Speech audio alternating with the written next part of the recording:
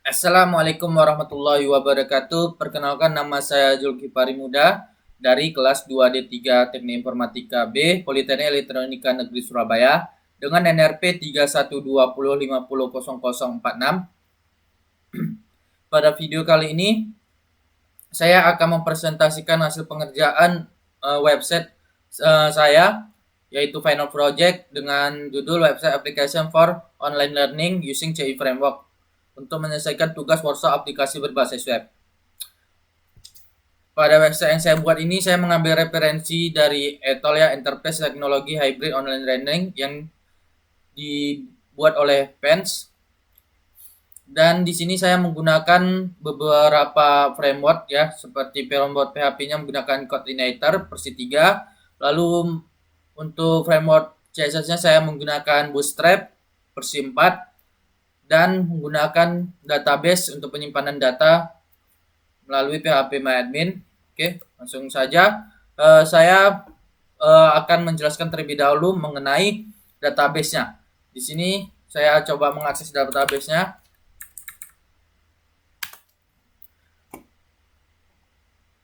Oke, database yang saya buat yaitu bernama SOS. Bernama SOS dengan memiliki beberapa tabel seperti tabel user admin, assign tugas, dosen, kehadiran, kelas, menu, murid, presensi, submenu, tugas, user akses menu, dan user peran. Di sini saya membeda-bedakan setiap user yaitu ada user admin, dosen, dan murid. Di user terdiri dari ID, username, password, ID peran, status, dan tanggal buatnya itu terdapat di tabel admin, di mana setiap user memiliki password untuk melakukan login dan memiliki ID peran.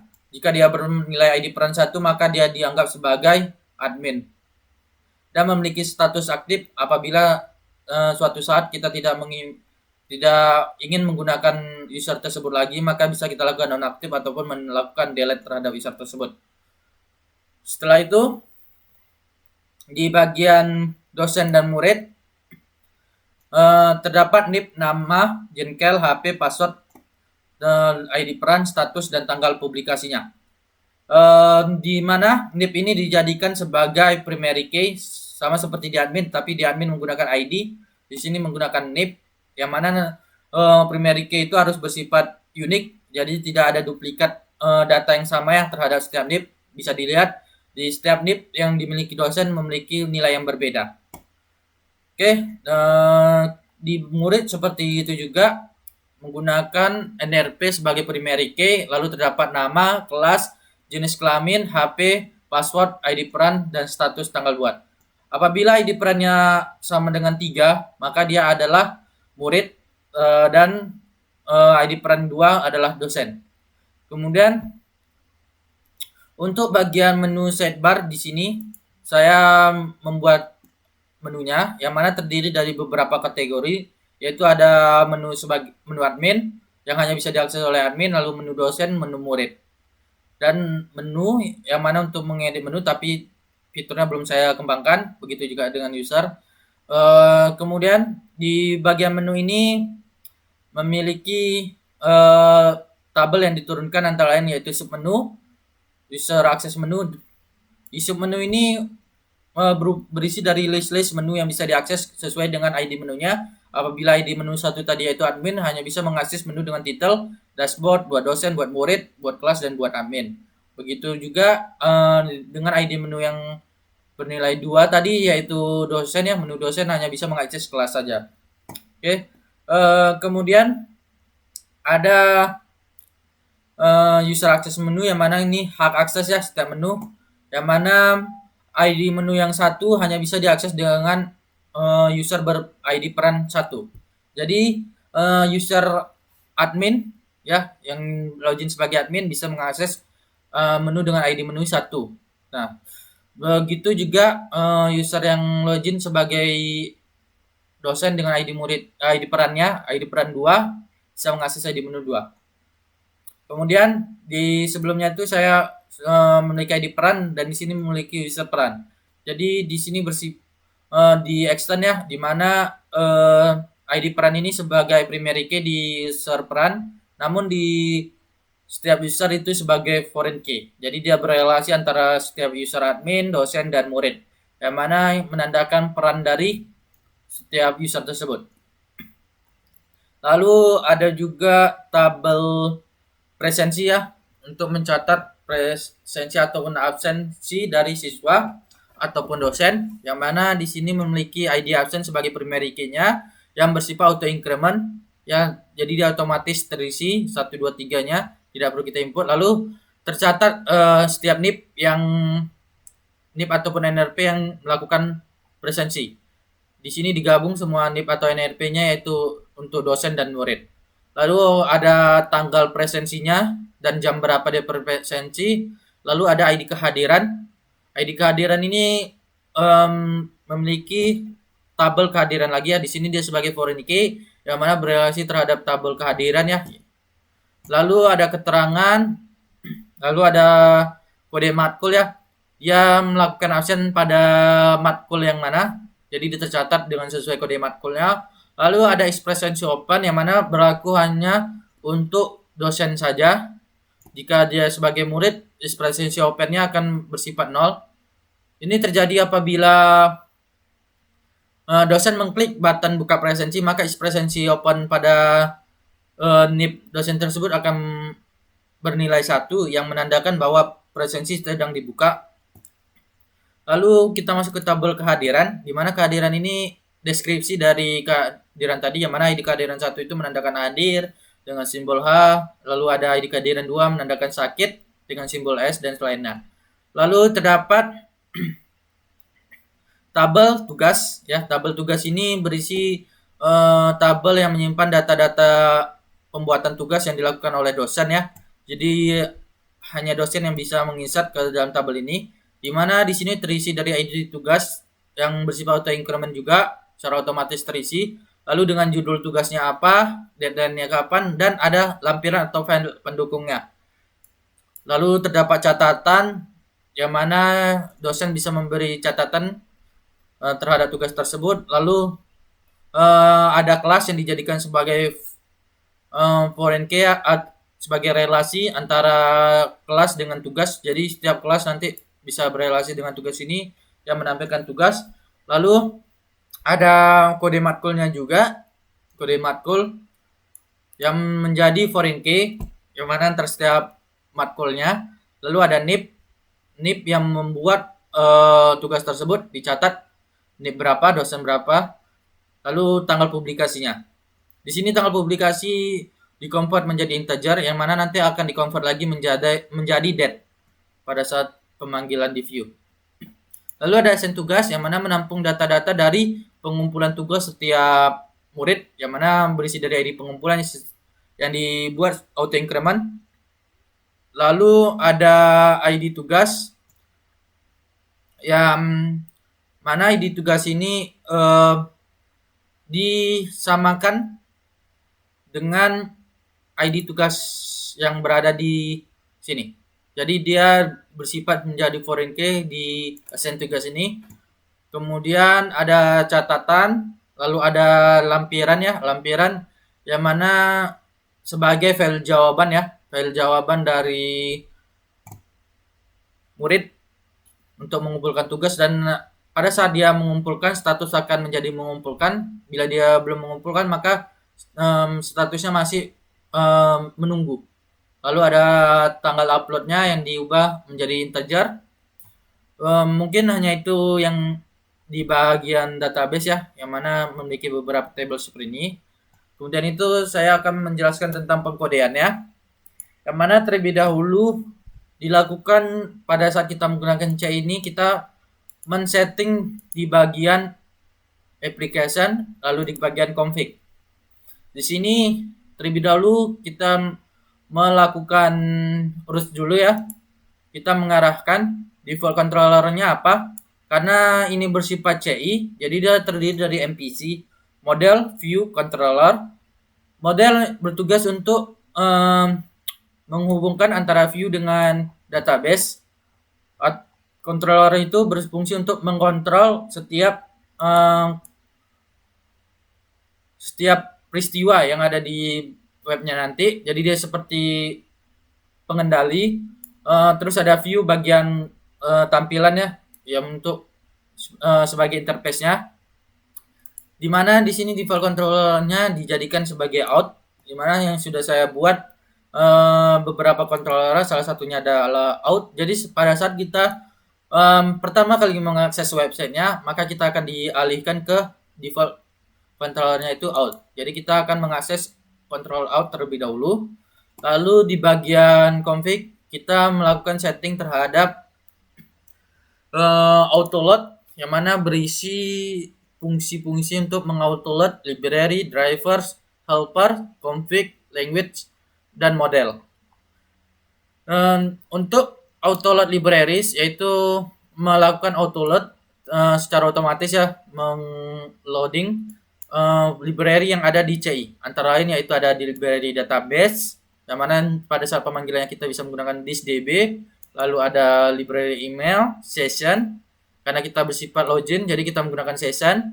Lalu ada library upload, karena kita melakukan upload file ya, dan ada library JavaScript. Kemudian kita menggunakan autoload helper berupa URL. Helper ini merupakan file PHP juga yang akan membantu kita berisi metode ataupun berisi fungsi ya, fungsi helper yang mana memiliki return value yang sangat berguna nantinya. Lalu ada URL, ada file, ada security, from. URL ini untuk dijadikan sebagai base URL-nya nanti. Lalu from yaitu pada saat kita melakukan upload file, maka kita menggunakan from multiple yang berasal dari helper ini. Lalu ada login, yang mana ini helper yang saya buat sendiri ya, yaitu di bagian helper ini saya membuat login helper, mana saya panggil di sini secara autoload, yang mana berfungsi untuk melihat hak akses ya. Jadi dia hak aksesnya di bagian sini dan beserta juga login. Jadi digabung. Lalu ada helper edit, download, dan tanggal. Tanggal yaitu helper yang saya buat sendiri juga, yang mana ini berisi konversi dari tanggal default yaitu ya, tanggal internasional diubah menjadi tanggal Indonesia. Oke, kemudian itu di bagian edit helper ini berfungsi untuk mengecek hak akses ataupun mengedit ya, user aksesnya pada saat kita mengedit URL-nya. Jadi dia memberi forbidden kalau kita salah mengakses URL. Kemudian setelah ke autoload kita melakukan config, yang mana config ini yang hanya perlu diubah yaitu ada di base URL-nya. Jadi dasar URL, yang mana ini merupakan URL yang pertama kali diakses pada saat kita membuka website tersebut. Kemudian untuk lainnya kita tidak perlu diubah ya, cukup itu saja. Lalu ada database. Di database ini berfungsi untuk melakukan konfigurasi atau koneksi ke dalam database. Yang mana yang perlu diubah itu adalah hostname, yang mana hostname-nya itu secara default itu localhost, username juga begitu, root. Jika memiliki password terhadap database-nya maka diisi di sini. Lalu nama database yang ingin kita akses ya. Di sini saya mengakses database SOS. Lalu ada drivernya apa? Di sini saya menggunakan MySQL dengan UTF-8 General CI ya, collection-nya, DBL collection-nya. Kemudian setelah berhasil melakukan config, maka kita terlebih dahulu itu melakukan pengeditan atau pengkodean di dalam controller, yang mana pertama kali itu default controllernya itu out. Jadi kita mengakses out terlebih dahulu, yang mana di dalam controller ini berisi dari fungsi-fungsi ya. Fungsi-fungsi tersebut yang kita buat sendiri yang memiliki perannya masing-masing, dan ada fungsi constructor yang mana pada saat kita melakukan out akan otomatis paling awal dijalanin. Jadi di fungsi construct ini saya memanggil juga library form validation lagi. Lalu di out ini controllernya terdapat fungsi index ya, yang secara otomatis juga diakses, karena fungsi index itu akan secara otomatis diakses, yang mana di dalam index ini mengarahkan kita ke dalam login view ya. login view atau interface login. Jadi pada saat kali kita mengakses website, kita diarahkan ke control out. Kemudian control out ini memanggil fungsi index, yang mana dalam fungsi index ini memanggil view login view yang terdapat di view out. Itu terjadi apabila belum terdapat session di dalam controller ini. Jadi pertama kali kita masuk sebelum login, kita tidak memiliki session. Nah, jadi dia akan diarahkan ke sini, yang mana terdapat form validation juga ya. Ini sama seperti required di dalam HTML, tapi ini kita buat di dalam PHP-nya ya, dimana ini regular expression-nya itu antara lain yaitu trim, tidak boleh ada spasi, dan required. Oke, required ini dibutuhkan, jadi tidak boleh kosong dan tidak boleh ada spasi antara kita masukkan username ataupun password. Di sini bila syarat form validation-nya belum terpenuhi, maka kita akan ke sini ya. Maka pada saat kali kita mengakses kan belum terpenuhi nih, karena belum ada kita isi, maka kita diarahkan ke login view dengan titelnya login ya. Ini berfungsi untuk titel di bagian tabnya. Jadi di bagian tab nanti akan ada kata-kata login. Lalu jika selainnya, maka kita dialihkan ke helper login. Nah, ini pada saat belum ada session. Nah, setelah ada session, maka kita masuk ke bagian sini. Kita dicek session kita itu di mana. Apakah kita sessionnya itu sebagai username. Kalau kita sebagai username, ya, yang hanya dimiliki username itu hanya admin ya yang memilikinya. Maka kita di-redirect ke controller admin. Jadi kita diarahkan ke controller admin. Jika tidak, maka kita diarahkan ke controller user. Jadi untuk ini kita cek dulu bagian login view-nya ya. Login view. Nah, login view seperti ini. Yang mana login view ini tampilannya dia seperti ini ya, lebih kurang. Yang mana tampilan untuk meminta kita menginputkan username dan password. Yang mana biasa diawali dengan tag HTML, yang mana berisi meta-metanya, lalu titelnya ini ya. Dari data titel ini di-assign ke bagian sini ya, ke bagian view login view. Lalu kita panggil titelnya dan akan ditampilkan di sini dengan nama login. Kemudian seperti biasa di bagian header saya linkatkan dia terhadap Bootstrap CSS dan login CSS saya, yang mana di sini kita lihat ada tag PHP yang melakukan echo base URL. Jadi dia melakukan print ya, print ke layar terhadap base URL, lalu disambung dengan asset CSS Bootstrap. Jadi base URL-nya itu sampai ke root ini ya, base URL-nya sampai root ini, lalu dia mengakses aset, lalu ke CSS, lalu ke Bootstrap min CSS. Nah, maka file ini sudah terhubung ke CSS. Di sini saya belum menggunakan sistem template ya, karena dia tidak sendiri ini ya, bentuknya sini dia sendiri, tidak sama dengan yang lainnya nanti. Lalu di sini ada from biasa, masih metodenya dengan post dan diarahkan ke out index tadi ya. Kalau kita menggunakan public function index tidak perlu ditulis indexnya, maka secara otomatis akan diakses ke function index. Dimana di sini kita menginput username dan password, lalu ada form errornya juga ya. Kalau kita terjadi kesalahan, maka kalau kita salah tidak sesuai dengan set rules-nya, maka di sini akan ditampilkan errornya apa. Jadi seperti itu. Pada saat kita melakukan login, maka kita diarahkan ke helper login ini ya, helper login, kita diarahkan ke sini. Kemudian di sini dilakukan pengecekan ya, yang mana belum ada session ya, dibalikkan lagi ke out. Lalu jika sessionnya sudah ada, maka dicek ya perannya dia apa dia perannya 1. Kalau perannya dia 2, maka kalau dia perannya 1 dia akan mengambil menu admin. Kalau perannya 2 mengambil menu dosen. Lalu dilakukan query menu di mana ditampung ya dari setiap menu tadi dengan nama yang sesuai dari menunya. Maka ditampung di dalam menu ID. Kemudian dilakukan pengecekan user access ya. user access ya, di mana ditampung di user access juga, lalu dicek apakah user accessnya dia terdeteksi. Jika tidak, maka akan di redirect ke auto block.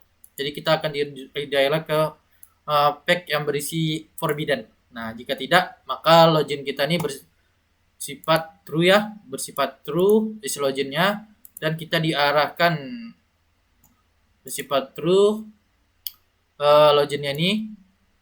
Nah, ini this login kita diarahkan ke private login ya, diarahkan ke private login. Nah, di private login ini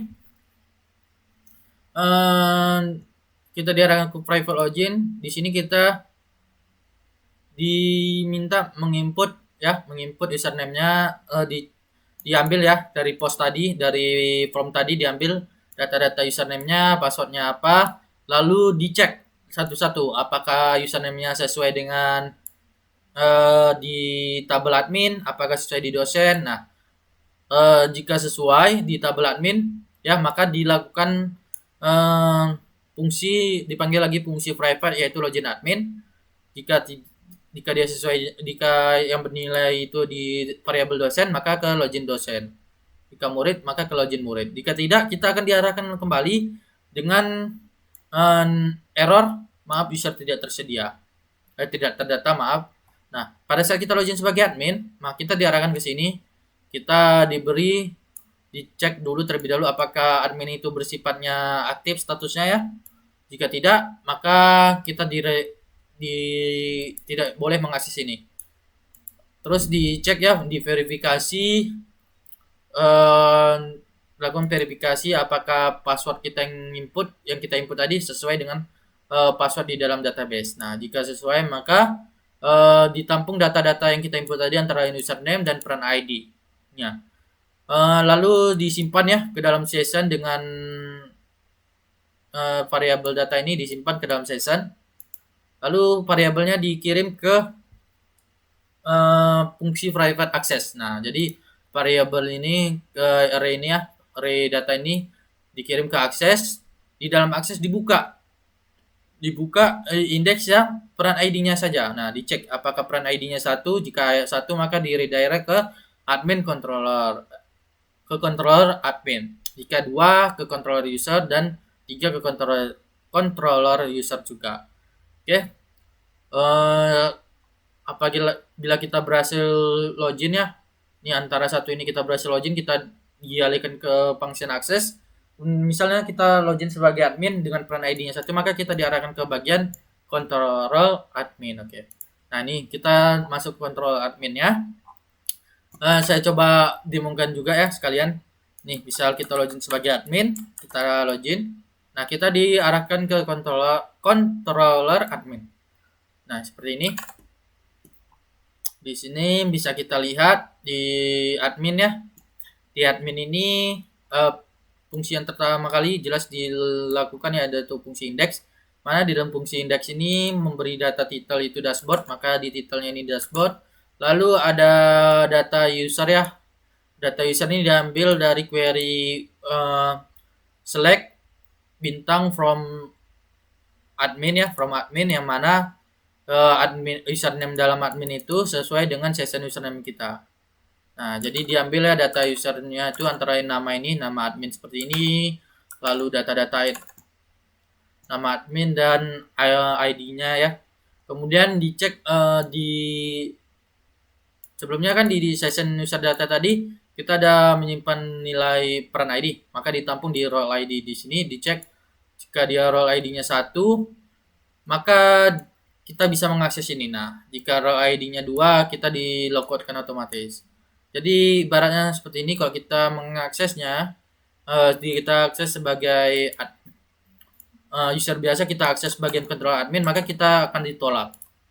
Nah, jika kita sebagai admin ya dengan role ID 1, maka kita bisa aksesnya. Di sini kita diberi data admin, yang mana kelima data ini ya, kelima data ini didapat dari model. Modelnya itu yaitu adalah model admin ya. Di sini saya buat model adminnya itu dengan nama madmin. Nah, model admin ya. Jadi setiap data-data ini misalnya di data get data ini ya. Nah, di get data ini berisi query ya, query yang sudah di edit ya oleh CI ya. Jadi kita cukup memanggil metode-metodenya saja, yang mana di sini select bintang dari admin, yang mana di onjoinkan ya terhadap user peran yang mana memiliki ID peran yang sama, lalu ditampung di data admin ini. Begitu juga dengan dosen, data dosen ditampung, data murid ditampung dengan tujuan untuk menampilkan data-data ini ya di dalam dashboard ini. Nah, jadi data-data tersebut ditampil di sini. Begitu juga dengan kelas ditampil di bagian ini. Jadi karena ini bersifat admin, jadi dia bisa mengubah-ubahnya. Jadi semua datanya ditampilkan. Lalu view-nya dipanggil ya. Nah, di sini bisa kita lihat kita sudah menggunakan template antara lain header, navbar, sidebar, dan footer. Nah, di sini bisa kita lihat ada template headernya. Ya, header itu untuk bagian link card-nya. Bisa kita lihat nanti di template-nya. Di template-nya ini, nah saya buka template. Nah, kalau kita mengakses leader, yaitu berisi dari link-linknya saja, dari tag HTML hingga ke tag body awal ya. Jadi bodinya belum ada. Nah, baru di bagian navbar baru dimulai dari body hingga tag navbarnya berakhir ya. Bisa kita cek juga di bagian template-nya navbar. Nah, ini navbar. Nah, dia mulai dari nav ya, dari nav sampai nav akhir. Jadi untuk template navbar.php ini untuk urusan bagian ini ya. Nih bagian navbar di atas ini, scroll and screen dan admin nih. Lalu ada sidebar ya, sidebar view. Sidebar view ini untuk bagian sidebar yang ini di kiri ini. Nah, karena ini bersifat CMS-nya ini sama semua navbar dan sidebarnya, maka dibuat template. Nah, jadi kita cukup mengambil template-nya, kita tidak perlu membuat kodenya lagi dari awal. Begitu juga ada footer. Footer ini berisi menampung linked ke JavaScript-nya ya. Linked ke JavaScript. Nah, lalu dia berisi juga fungsi-fungsi JavaScript yang sudah saya buat. Kemudian di bagian admin ini ya, di bagian admin ini banyak, ada buat dosen, buat murid, buat kelas, buat admin. Karena itu memakan waktu yang cukup lama, saya tidak akan menjelaskan satu persatu ya tentang functionnya ini. Yang jelas di function ini terdapat function untuk kita meregister user ya, antara admin dan murid. Lalu kita bisa melakukan edit, nonaktif, dan delete terhadap user tersebut. Lalu kita bisa melihat detailnya. Nah, nih detail ini merupakan modalnya ya. Nah, kemudian bila kita login sebagai user ya, bila kita masuk ke controller user, terlebih dahulu yang dilakukan yaitu ada pemberian data ke title dengan nama kelas, lalu ada role ID-nya ya, dia peran ID. Lalu di sini terdapat statement ya, yang mana role ID-nya 2 atau 3 yang berguna untuk membedakan tampilan. Nah, tampilan interface-nya. Kalau kita login sebagai dosen, maka kita mengambil menunya itu dari mengambil kelasnya ini ya, mengambil data usernya ini dari dosen. Nah, kalau kita sebagai user, kita mengambil datanya ini dari user, lalu dia data-datanya ini juga diberi lebih banyak ya, ada jumlah kelasnya, lalu ada jumlah kelas sekarang, jadwal kelas, dan kelas hari. Kalau di dosen dia hanya user, kelas, jadwal kelas, dan kelas hari. Nah, ini juga sama, data-datanya didapat dari model, yang mana modelnya itu saya ambil dari model user. Nah, model user. Nah, jadi di model user ini sama seperti sebelumnya, terdapat fungsi-fungsi model ya, untuk mengambil data-data dari database dengan kriteria tertentu. Nah, setelah pemberian data sudah selesai, maka diberi data menu ya, yang mana sesuai dengan role ID-nya. Nah, kalau dia role ID 2, data menunya ini sekian.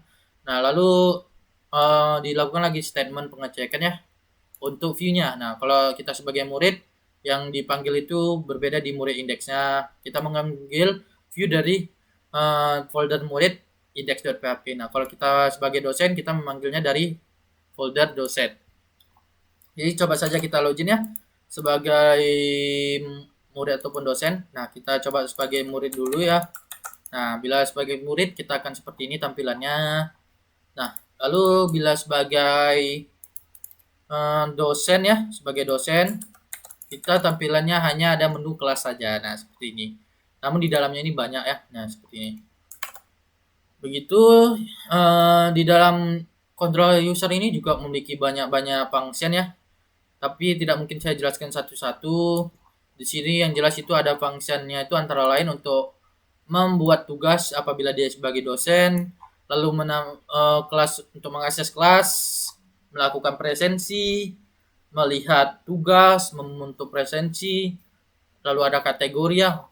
Bila tugasnya itu kita tampilkan sesuai kategorinya, lalu ada detail tugas ya. Ini bila kita mengakses tugas, lalu ada function download apabila kita mendownload sebuah lampiran, lalu ada function kumpul tugas untuk murid ya.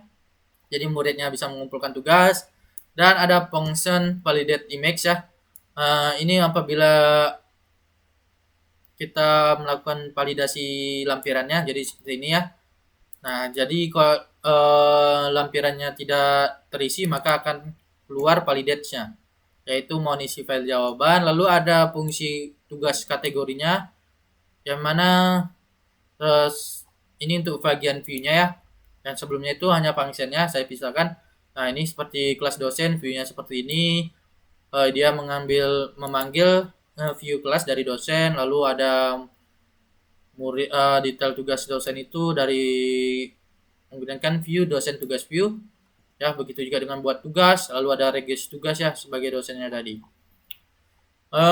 Jadi controllernya itu terdiri dari 3, yang mana out ini untuk login ya, terlebih dahulu untuk berurusan dengan login, lalu ini admin untuk kita login sebagai admin. Nah, dan user ini kalau kita login sebagai murid ataupun dosen, jadi dia pengatur ya interface-nya mau yang mana, data yang diambil dari mana. Nah, jadi dia yang mengatur.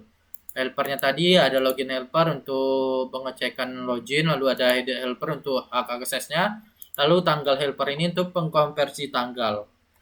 Lalu di model ini seperti ini, bisa ada model admin, lalu ada model submenunya, ada model user. Kemudian di bagian out ini, di bagian view ya, kita lihat ada out ya, ini untuk urusan login ya, antara login tadi login view, blocked view, lalu murid, yaitu ada detail tugas view untuk detail tugas, lalu index ini untuk halaman awalnya. Lalu pada saat kita mengakses kelas, kita diarahkan ke view kelas. Pada saat kita melakukan klik tugas, maka kita diarahkan ke tugas view, dan ada view registrationnya juga. Untuk dosen ya, di dosen ini ada index ya, halaman awal, lalu ada kita saat mengakses kelas ini kita diarahkan ke view kelas, lalu ada tambah tugas dan melihat tugasnya ada juga. Lalu asetnya ini ya, dua buatan saya yaitu Login CSS dengan style CSS, lainnya ini menggunakan framework Bootstrap. Lalu untuk fontnya saya menggunakan font dari Bootstrap dan juga dari font Awesome. Lalu image untuk bagian gambarnya ya, untuk background dan lain-lain. Lalu JavaScript-nya menggunakan jQuery ya, dan juga bundle JavaScript dari Bootstrap. Oke, itulah yang di bagian pengkodean ya, dan pengkodean saya. Kemudian saya akan mendemokan webnya ya, satu persatu fitur-fiturnya. Itu langsung saja saya coba keluar dulu. Saya coba login sebagai admin dulu. Di view admin ya, saya ada beberapa fitur yang di dashboard ini terdiri dari fitur kita bisa melihat detail dari setiap usernya, informasinya. Lalu di sini kita bisa melakukan pengeditan. Nah, seperti ini. Kemudian kita bisa melakukan nonaktif ya. Nanti saya akan contohkan ya nonaktif dan aktifnya. Lalu kita bisa mendelete ya, begitu juga dengan kelas. Nah, kemudian kita bisa melakukan pembuatan user dosen, bisa membuat murid, buat kelas, dan buat admin. Oke, terlebih dahulu saya akan mendemokan bagian statusnya itu aktif atau non-aktif ya. Saya akan coba melakukan penonaktifkan terhadap admin 2 ya. Di sini admin 2. Coba saya login dulu ya sebagai admin 2. Nih, pada saat saya melakukan login admin 2, di sini saya masih bisa masuk ya sebagai admin 2. Nah, Pada saat saya lakukan nonaktif, saya klik nonaktif, maka statusnya dia nonaktif. Lalu saya keluar, saya kasih lagi dia menjadi admin 2 ya, kita login sebagai admin 2, maka tidak bisa. Nah, kita ditolak. Nah, kemudian saya login sebagai admin ya, saya login sebagai admin lagi. Di sini saya aktifkan, kemudian saya login sebagai admin 2 lagi, maka akan berhasil ya, kita bisa login karena dia sudah aktif. Nah, seperti itu. Kemudian saya mencoba pengeditan lah ya. Mencoba edit terhadap admin 2 nih. Di sini saya coba ganti namanya ya. Adminku misalnya. Saya coba submit dengan passwordnya itu tetap sama ya, admin 2 saya buat admin 2. Lalu kita submit. Oke, bisa kita lihat di sini maka nama dari admin 2 sudah berubah menjadi adminku. Jadi pengeditan sudah bisa. Kemudian coba kita melakukan delete ya. Kita coba login dulu sebagai admin biasa. Sebagai admin utama ya. Kita coba melakukan pendelete. Oke, coba kita melakukan delete terhadap salah satu. Coba kita membuat dulu ya salah satu user. Kita buat, lalu nanti kita akan coba mendelete-nya. Misalnya nama dosennya itu kita buat dia sebagai Ahmad Dahlan misalnya, dengan NIP-nya itu dia 312049 dengan jenis kelamin laki-laki, dengan nomor HP-nya 082 sekian. Kemudian dengan passwordnya itu kita samakan dengan NIP-nya. Oke, kita buat. Oke, di sini sudah ada Ahmad Dahlan. Ya, sudah ada Ahmad Dahlan. Coba kita melakukan delete ya terhadap Ahmad Dahlan.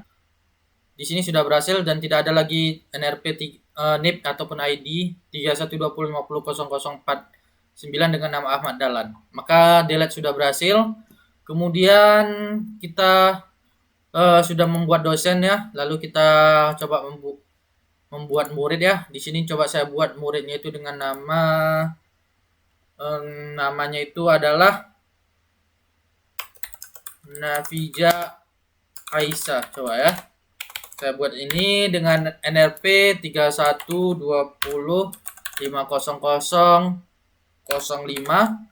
dengan password yang sama juga, dengan jenis kelamin perempuan, dan dia berada di kelas misalnya itu dia murid baru yaitu 1D3 ITA ya.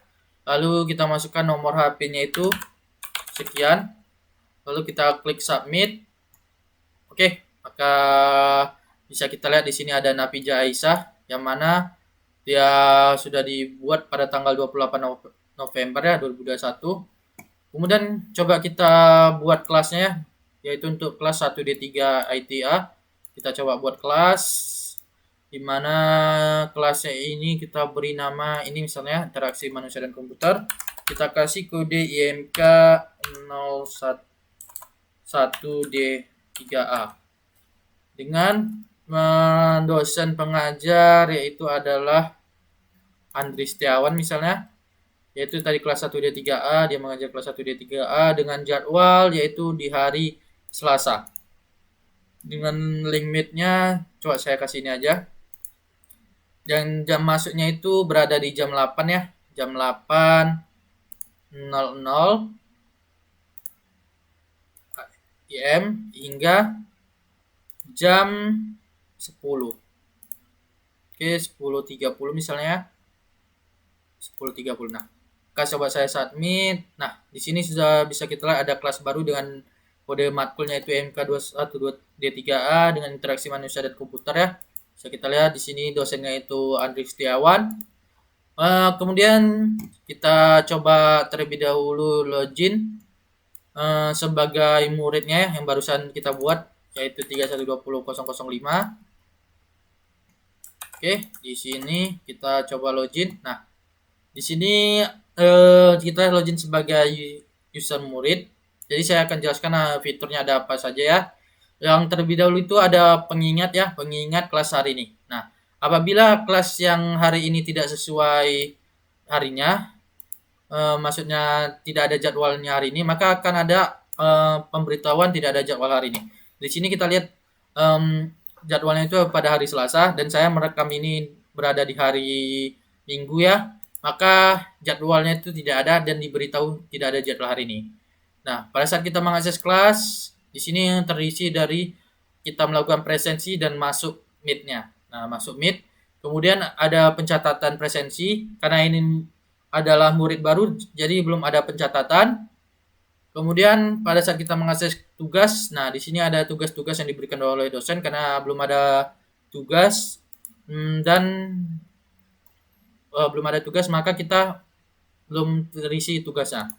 Nah, coba kita buat dulu tugas ya. Kita login sebagai Andri Setiawan tadi. Andri Setiawan yaitu kalau tidak salah, kita cek lagi ya Andri Setiawan siapa.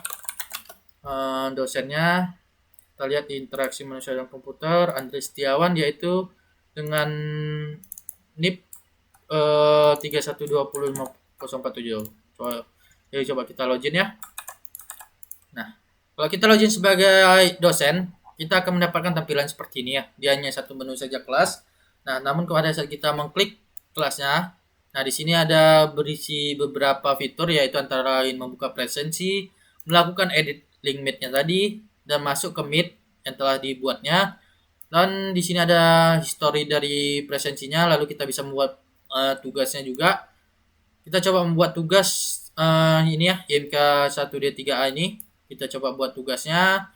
Kita buat tugas, kita beri nama tugasnya itu UI design ya, misalnya UI design, lalu kita beri tanggal yaitu minggu depan batasnya. Lalu kita kasih lampiran, misalnya lampirannya itu adalah ini.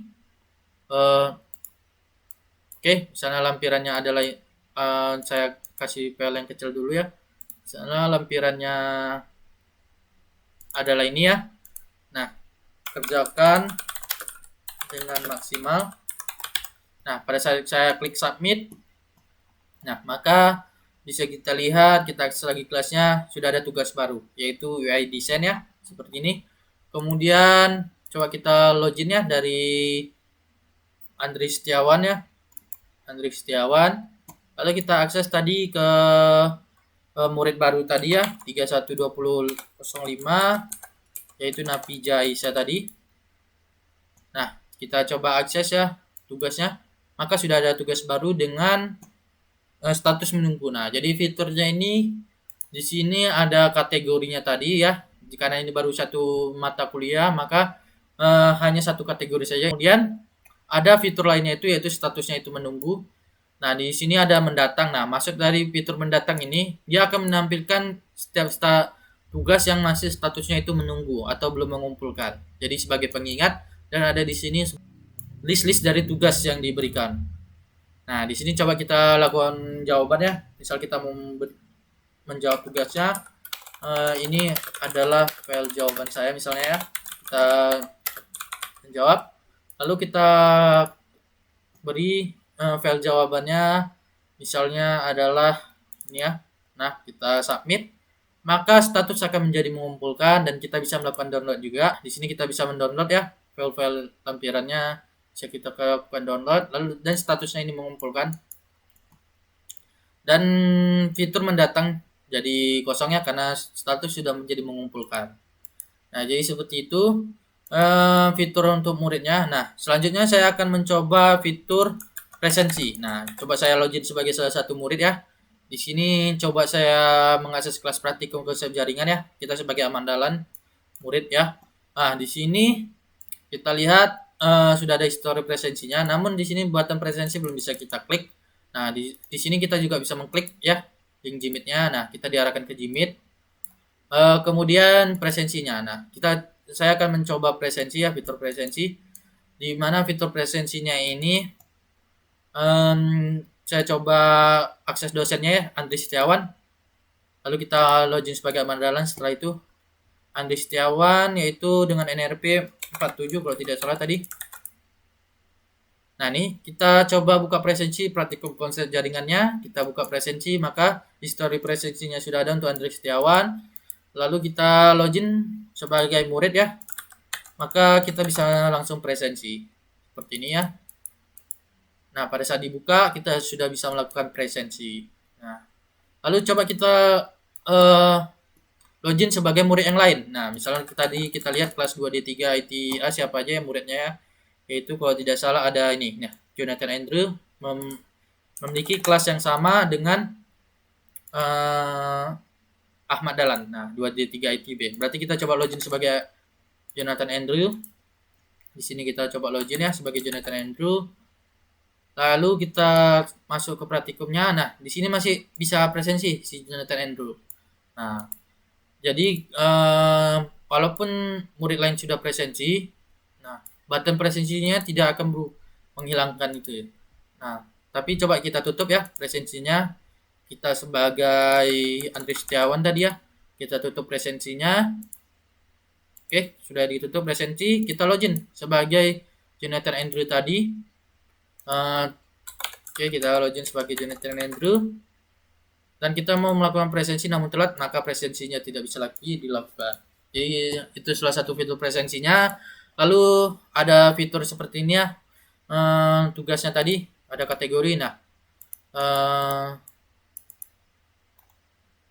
oke, ada fitur seperti ini. Nah nih, kalau dia statusnya masih menunggu dah. Jadi itulah fitur-fitur dari web yang sudah saya buat, dan ada satu lagi hak akses yang belum saya contohkan.